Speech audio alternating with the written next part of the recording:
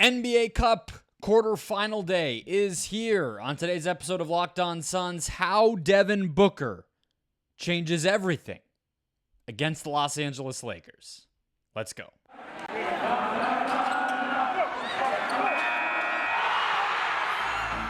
You are Locked On Suns, your daily Phoenix Suns podcast. Part of the Locked On Podcast Network, your team every day.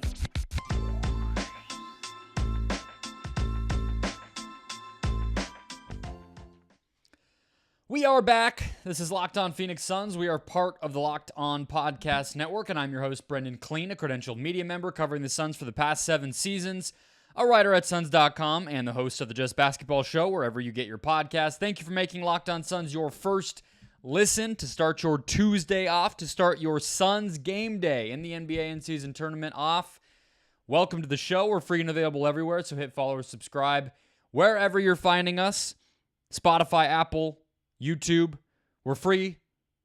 And again, we are everywhere, including YouTube. So just hit that button. Get a new show in your feed every single Monday through Friday. Get locked on to the Phoenix Suns right along with me each and every Monday through Friday from now through the rest of the season. Join thousands of other listeners and viewers who make this show what it is, and bonus content coming fast and furious all season long, and I'll tell you more about that as we go. But thank you for being here. We have a lot to get to. Today's show is brought to you by Gametime, the best place to buy any ticket. Download the Gametime app, create an account, use the code LOCKEDONNBA for $20 off your first purchase at Gametime, and we'll have more going on with them later on in the show. But let's dive into our first topic, Devin Booker. He's back. He was back on Saturday, played very well. We'll get to that game later on in the show. But more importantly, he is back against the Lakers. If you need a refresher, Booker did not play in not only the 2 regular season matchups that these teams have already played, including one NBA in-season tournament game already, but Booker did not play in the preseason game, the final preseason game that these two teams played. Coincidentally, at Acrisure Arena, which I passed by twice, and I appreciate your patience with the missed episode on Monday on my way to and from Anaheim this weekend. So that was a very strange sight to behold. It's just a big building in the middle of the desert. But Booker did not play there either back in the preseason. So we had a 195 Lakers win on night number 2 of the Suns season back about a month and a half ago now. And then about 3 weeks ago, we had a 122-119 Suns win with a Cam Reddish game winner, a LeBron James masterclass in the fourth quarter. I believe both LeBron and KD played the full fourth quarter in that game, and Durant had 38 and 9 himself. So, where does that leave us? It leaves the Suns with a much better chance to win. I mean, that's first and foremost, and it's a few reasons, but I want to go quote by quote because that's take it from the players and coaches. And Dwayne Rankin did a very good article about what Booker changes, and I want to add a little bit in there. All right, so the first one is from Anthony Davis. What he said is that even with Booker's shot attempts and how much he's dominating the ball, he pointed specifically to the three-point attempts. He said his threes are still going in, and that makes him harder to guard. He said he's getting everybody involved, but it's different than a lot of guys in the NBA as far as having to guard him. We have to do our job of making it tough on him, making it tough on KD, and making sure it's a group effort. All right. That last part, that's just how NBA athletes speak in general, but that is a very astute point by Anthony Davis. Devin Booker has not really seen his three-point volume go down all that much this year, and that's pretty impressive when you consider what all he is being asked to do. His three-point attempt rate is at 27, so 27% of his attempts are threes this season. It's a little bit lower than last year, but right in line with where he's been basically in his prime since Chris Paul got here for the past 4 seasons. The 64-win season, Booker was at a 34% assist 3-point rate. That's very high. I don't think that's where he's comfortable. But the fact that he can still get up 5.3 attempts per game and he's making 40% of them, that really does change a lot for the defense. That means that you can't go under on screens against him. That means that when he is running a set off ball, you have to be that much more attached to him. And I'm a big proponent of not being predictable. It's actually something we're going to talk about later on in the show when it comes to the defense, but I just think Booker's ability to do everything right now at a very, very high level means that you can't settle on one thing. He's averaging a career high in free throw attempts per game, obviously assists per game. Turnovers have not bumped up much at all, despite all of that, and the threes are going in. It's just a pick your poison, and there's really not a great answer against Booker right now, which leads us to Durant's quotes. Durant today said a couple of things. One being the understanding that Booker has of just executing offensive basketball. Durant said, quote, he kind of understands what the highest level of basketball is like. We always have constant communication on what we see out there, and it makes the game easier for everybody when we're both on the court.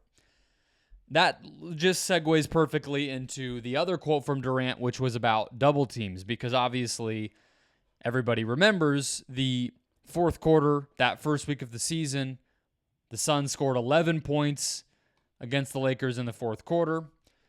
And even in the second matchup, they only scored 23 points in the fourth quarter compared to in both games close to basically around 30 points in both instances by the Lakers. And a lot of that was resulting from the double teams that the Lakers were sending at Durant. And so Durant was asked about that and how they've progressed. And he said, I feel like we make them pay a little bit now. We've seen it before. We've been around it a little bit more. We've got chemistry. I think that trial and error is going to help us out this time around, but it's still going to be a tough task ahead. This also segues into what we're going to talk about with Jusuf Nurkic later on, but as it relates to Booker, it's pretty much impossible to play the type of defense that the Lakers did in that first matchup where, even if somebody is a non-shooter, so to speak, is on the weak side of the court like Okogie often was in that first matchup, allowing Anthony Davis to pretty much just plant himself under the basket defensively, even if that type of setup might still be there, the dynamic nature of just what Booker's going to do if he catches the ball and the defense is out of whack in that way after a Durant post-up is just, it's untenable. Have Davis at the basket, kick it back out to Booker, and he's going to get an open shot for somebody. It's not going to have to be the cross-court pass to Okogie that Durant was having to make that was intercepted by Davis multiple times. It's not going to have to be, a drive by Durant in order to collapse the defense and Davis is already there to swallow up that drive, block the shot, do whatever. No, it's going to be a kick out to, another MVP candidate. So with that stuff, it's very easy to just simplify it down and see how it plays out. But the other part of it, matchup-wise, the threes are there, mentioned the career highs in all these different categories. There's a patience to Booker's game that I think we're all aware of. But that matters in this matchup because it's not too different from, what we saw against the Knicks, I should say, right? The Raptors are an incredibly unique matchup. They're one of the real teams that can kind of walk the walk in terms of size and aggressiveness and execution. The Knicks aren't that, and the Lakers aren't that. I think Jared Vanderbilt can make a difference in this game. Maybe he proves me wrong. Maybe he makes me eat the words that I just said. But when you talk about the patience and that reading of the floor and the understanding of what the highest level of basketball is like, as Durant called it, as Durant stated it, Booker is able to sort of enter the hurricane and get into the eye of that hurricane and escape. And by escape, I mean get something good out of that possession. So we talk a lot about who's going to guard whom, right? I think the Lakers have had a pretty good time guarding Booker, Durant with Prince. I guess you're probably going to see Reddish guard Booker a decent amount. They have been starting Reddish still, so that's probably the matchup you get. But the ability that Booker will have to beat Reddish, make Davis help, and get a good shot for a teammate or for himself out of that is the thing that the Suns just did not have. And so the Suns are favorites to win this game, I believe. If you take away the home court advantage, the Lakers are only 1.5 favorites, which means effectively the Suns should win the game. On a neutral court, I think that's right where it should be, and I think the difference is Booker and what he will allow Durant to do, what Durant will be able to take advantage of, and how Booker can then orchestrate it all in a way that they just didn't have before. Jusuf Nurkic has been playing his butt off. Can we please talk about him next? After that nice back-to-back against Denver and Memphis, I'll break down what impressed me about Nurkic beyond just the one-on-one stuff against Nikola Jokic. We'll do that next. First, today's show brought to you by FanDuel, America's #1 sportsbook, the official sportsbook of the Locked On Podcast Network. As the weather gets colder, the NFL offers stay hot at FanDuel. Right now, new customers get $150 in bonus bets with any winning $5 money line bet. That's $150 right in your account if your team wins. So if you've been thinking about joining FanDuel, there's no better time to get in on the action. The app is easy to use, and there's a wide range of betting options, including those money line bets, but not limited to those money line bets. But you've heard me say this a million times. You know the deal. Use the money line bet. Get your free bonus bet bucks, can we call them that, with an easy one, a layup, a no-brainer. -650 Minnesota Timberwolves hosting the San Antonio Spurs. There you go. They're going to win. You get your money. Then you start sprinkling it elsewhere. Spreads, player props, over-unders, and more. Visit FanDuel.com/LockedOn to tip off the NBA season. FanDuel, official partner of the NBA. Let's keep it rolling. Talk Nurkic. Jusuf Nurkic was the talk of the team, I would say, this weekend. He had an incredible game against the Denver Nuggets, 31-6, and what I thought was still a pretty impressive game against Memphis, but not as efficient from the field. But I just have a lot of numbers here that I think are fascinating. He had 6 offensive rebounds in about 60 minutes of game time in those 2 games. He fouled out of both games. And if that's not an indication enough of just how involved Nurkic was, he had a 37.7% usage rate in the past 2 games. So let's talk about what that's opened up. But I want to remind you, as we're talking about Jusuf Nurkic, to sign up for the Locked On Suns Insider Text Alert, where you get my first reaction to all Suns news and rumors, exclusive game day content and observations from Footprint Center and the Verizon 5G practice facility at home games and home stand practices. But most importantly, this week's video breakdown, exclusively delivered to your phone via text, a private link that only you can access if you sign up, will be about Jusuf Nurkic.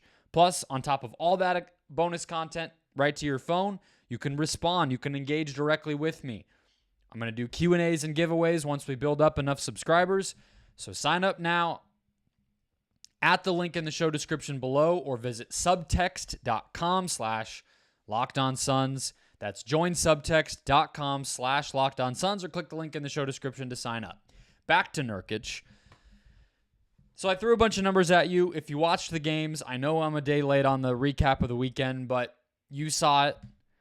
There were he drew multiple fouls on Jokic. He scored multiple times on Jokic. He had a nice block at the rim against Well, he had one in the Denver game, but I was even going to go back further than that against the Raptors off the Pascal Siakam back cut that Devin Booker allowed late in that game. Nurkic saved that play. He had a similar one. I can't remember who he blocked against Denver, but he had another similar moment there. And it opens up a lot on both ends.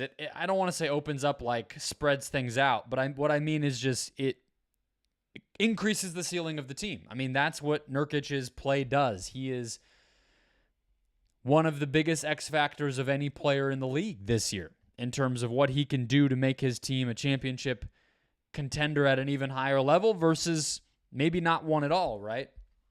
But a few things that I think I've observed as we continue to watch how Nurkic's role evolves, all right? Primarily on offense, but we'll get to the defense to close it out. What they're doing running set plays on offense with Nurkic as the initiator, it continues to level up, right? I mentioned, and Locked On Suns Insider subscribers saw in the video that I did on Durant last week and how Durant's role and approach within this offense has changed over time over the course of this season. A lot of that had to do with Nurkic, and a lot of what you saw was how Durant delivered the ball to Nurkic, as well as how Nurkic operated as a playmaker in a lot of cases to get the ball to Durant. But they're expanding that more and more. Memphis plays a very sound but swarming style of defense, especially now playing a traditional center again, and Jaren Jackson can be a helper. And so to take some of that size out of the paint, they really were leaning on Nurkic as a fulcrum of the offense. And some pretty, I don't want to say complicated, but pretty impressive, I'll say, like deep detail. There's a good word for it. Off-ball screening stuff away from Nurkic, where guys are kind of weaving around, setting screens for one another, cutting, spacing, popping, and Nurkic is picking those guys out, reading the defensive reaction, and picking out the right offensive teammate to try to score. There's not a lot of centers who do that, and it is incredibly valuable to take a Biyombo out of the paint, to take a Mitchell Robinson out of the paint. Toronto, take Pirtle out of the paint, right? And he's doing it in a fairly effective and efficient way, not wasting possessions. You're talking Draymond Green, Nikola Jokic, maybe Alperen Şengün, Domantas Sabonis. There are not a lot of players who can do that, and it is such a weapon in certain matchups when the offense is grooving the way that this one can.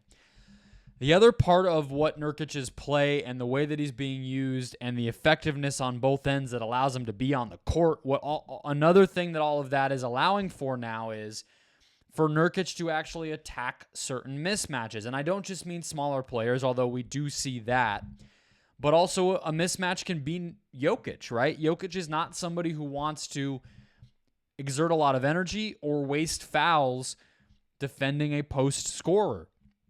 The Suns were very deliberate about going at him in that way.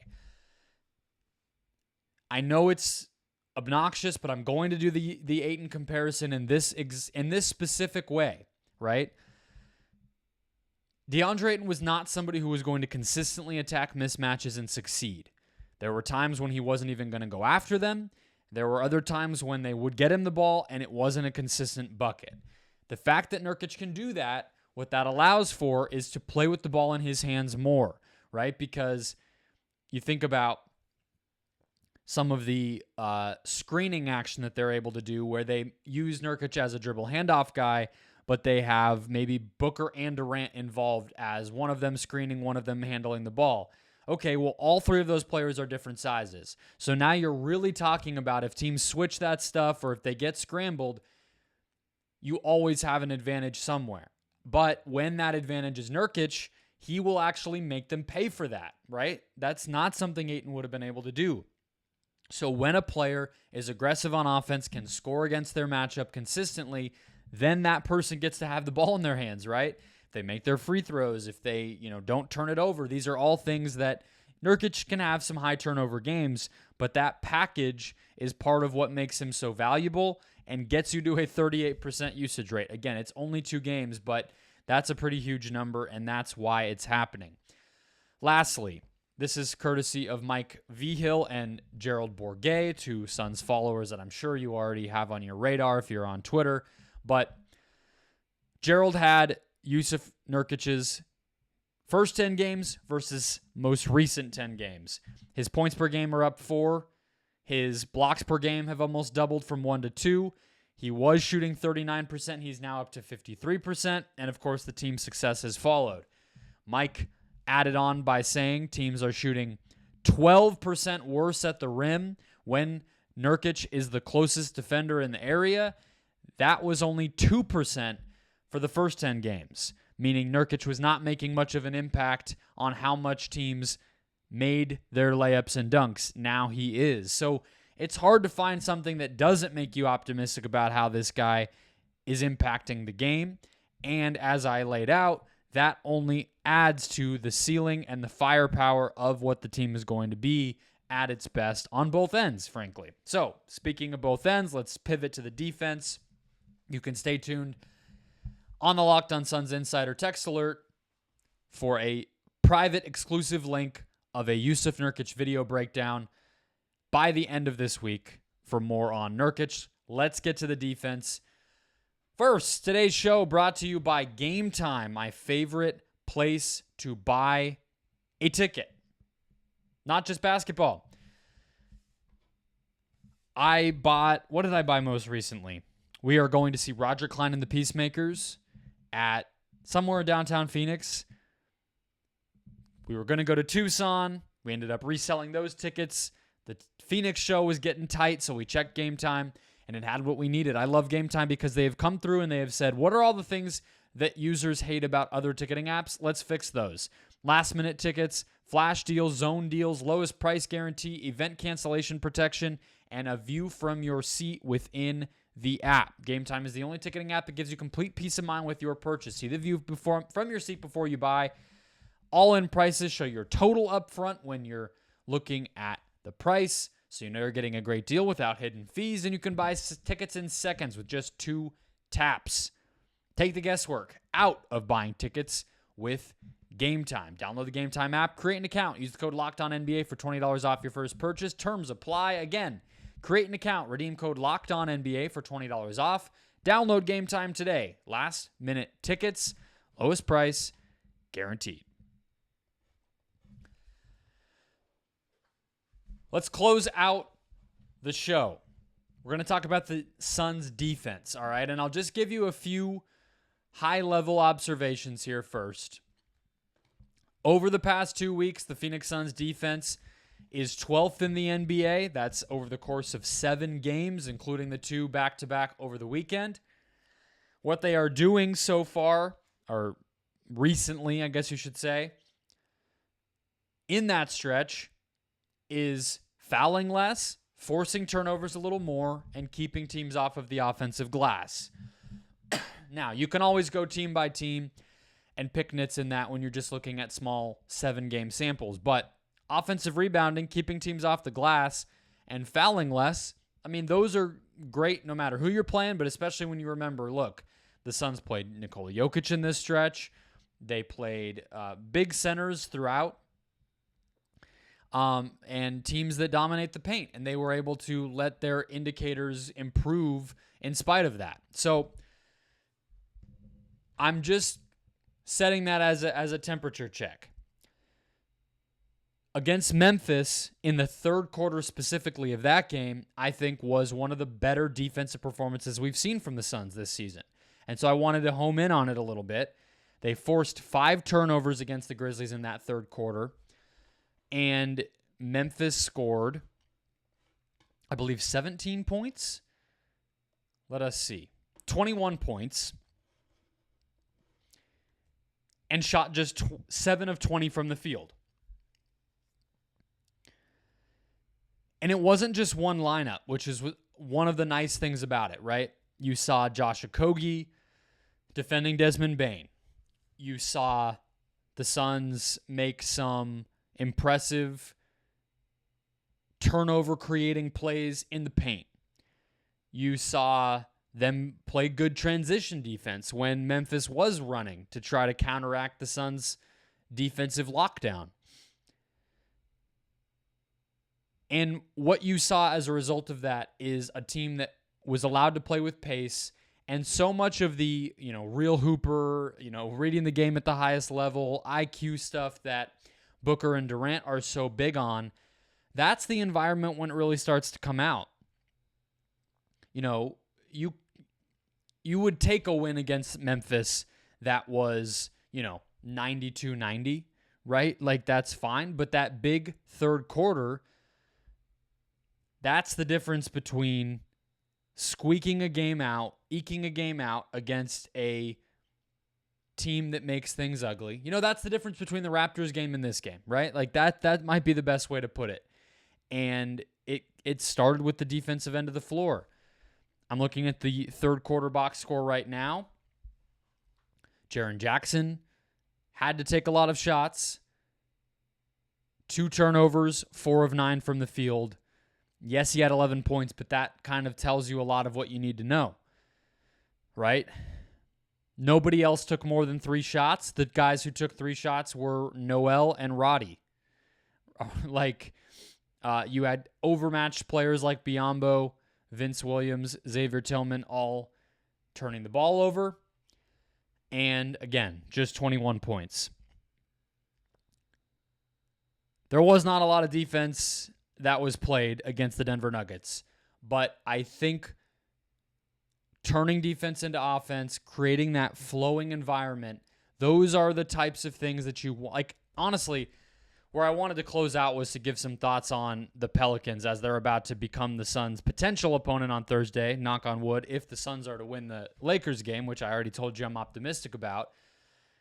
And the Pelicans are a perfect example, right? What their front office and coaching staff do is they put defense-first role players on the court with the stars and allow the stars to play loose basketball. You can put a Jose Alvarado and Najee Marshall lineup in there, and Alvarado ends up plus 19 in this game, and those guys aren't huge shooters. Alvarado can make open threes. Marshall can sometimes. Guys like Dyson Daniels, not much of shooters at all. Herb Jones was 3 of 5 in this particular game, but usually not somebody that's a knockdown shooter either. But they create offense. They turn defense into offense, and that allows Zion, Ingram, etc. to get downhill, do what they do, and win games. The Suns don't always do their stars favors when they have to go that route, but you're starting to see big lineups and creative lineups that have enough defense to get to survive, but give Booker and Durant a little bit of ammunition to get easier shots, and that's one of the best ways to do it. That was the last thing I wanted to say about that quarter. There were moments where you just saw Grayson Allen, even off of a rebound, but especially off of turnovers and misses, just sprinting down the court. And they said, you're not getting your defense set, right? This game is too close. We're at home. Yes, it's a back-to-back, but Memphis was on a back-to-back as well. This game just should not be like this. And one of the advantages we know we have is our transition offense can beat your transition defense, and we'll show you. And they did. And so I think there was, when Frank Vogel got hired, that third quarter is how I thought Suns basketball was going to look. And it is exciting to me that they are getting there and close to having that on a nightly basis. Good. Nurkic defense trending in the right direction. All the other stuff already was in the right direction. So optimism abounds. That will wrap us up. Don't forget to sign up for the Locked On Suns Insider text alerts at the link in the show description below. I will have a recap episode with Brandon Duenas of this in-season tournament quarterfinal game against the Lakers in Los Angeles. The minute that buzzer goes off, I will be hitting record. You can also follow the Locked On Suns TikTok for an instantaneous video reaction right before I hit record. So maybe not quite at the buzzer for that podcast. TikTok first, episode next. Follow the TikTok at the show description or just search Locked On Suns on TikTok for all of that. And I will talk to you guys next time.